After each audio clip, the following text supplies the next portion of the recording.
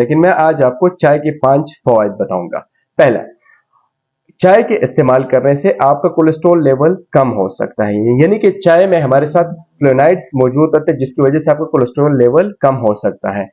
दूसरा फायदा यह होता है कि चाय के इस्तेमाल करने से आपके जिस्म में सोजश कम हो सकती है। चाय में बहुत ज्यादा एंटीऑक्सीडेंट मौजूद होती है जो आपके जिस्म की सोजश जो है उसको कम करने में मदद दे सकती है। तीसरा, चाय जो है वो शुगर को कंट्रोल करती है। हाँ, उसमें चीनी या गुड़ नहीं डालना, उसके अलावा दूध बहुत कम मिकदार में डालना है तो ये आपके शुगर लेवल को कंट्रोल कर सकती है। चौथा जो फायदा है वो है चाय के आपके स्ट्रोक से बचते हैं, यानी कि फालिज के अटैक्स आप पे कम आते हैं। ठीक है, रिसर्च में यह साबित है कि जो बंदा 4 से 5 कप रोजाना की बुनियाद पे चाय पिए तो उस पर स्ट्रोक का हमला वो कम होता है। पांचवा जो फायदा होता है, चाय चाय बहुत ज्यादा आपको फोकस बढ़ाती है। इसमें बहुत ज्यादा कैफीन शामिल होते हैं। जब आप कैफीन यूज करते हैं तो आप